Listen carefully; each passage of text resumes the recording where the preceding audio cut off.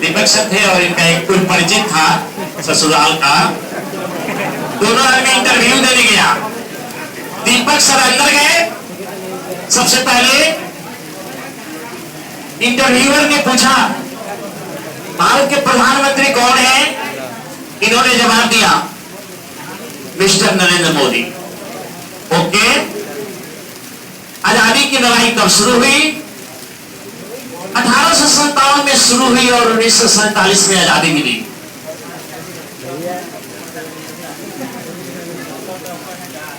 तीसरा प्रश्न पूछा गया चंद्रमा पर जल है कि नहीं? इन्होंने कहा कि वैज्ञानिक अभी खोज कर रहे हैं, पूरी तरह से अभी कंफर्म नहीं हुआ है। कहा कि ठीक है, अब आप जाइए। ये बाहर चले आए। जो इनके ससुराल का व्यक्ति था वो बैठा हुआ था।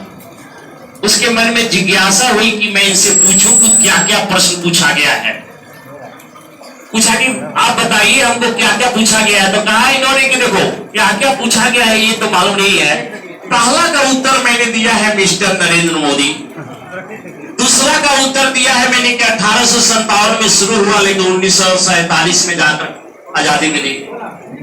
तीसरा का उत्तर दिया है कि वैज्ञानिक पता कर रहे हैं लेकिन अभी पूरा पता नहीं चला। आगे ठीक है।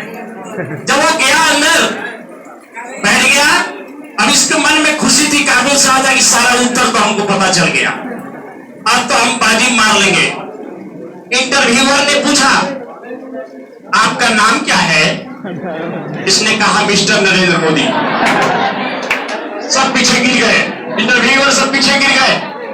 फिर सोचा उन लोगों ने कि हो सकता है इसके घर के लोग इसको नरेंद्र कहते होंगे इसीलिए बोल रहा है। दूसरा सवाल उन्होंने पूछा कि आपका जन्म कब हुआ था? कहा कि जन्म तो 1857 में ही शुरू हुआ लेकिन 90 वर्ष लग के 1947 में जाकर मुझे आजादी मिली। और इसमें देशवासियों का काफी सहयोग रहा।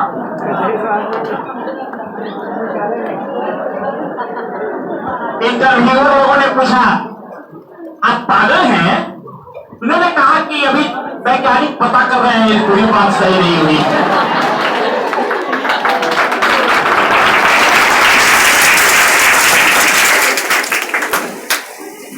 एक बार नरेंद्र मोदी से पूछा लोगों ने लोकसभा में,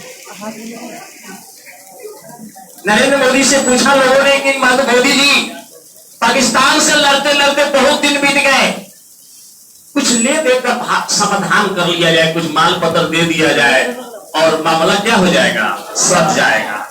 उन्होंने कहा कि कोई बहुत बड़ी बात नहीं है, पूरे भारत में एक आदमी इस समस्या का समाधान कर सकता है, इसको निपटा सकता है। कौन? राहुल गांधी। कैसे? जब 125 वर्ष के कांग्रेस को निपटा दिए तो पाकिस्तान का झगड़ा कौन करी? इसके साथ ही मैं आप सब लोगों को बहुत बहुत धन्यवाद देना चाहता हूं इस आयोजन को करने के लिए। बड़े श्रद्धा और लगन के साथ आप लोग उपस्थित हुए। इतनी सुंदर सजावट, इतना सारा प्यार, स्नेह, और यह स्नेह और प्यार बने रहे,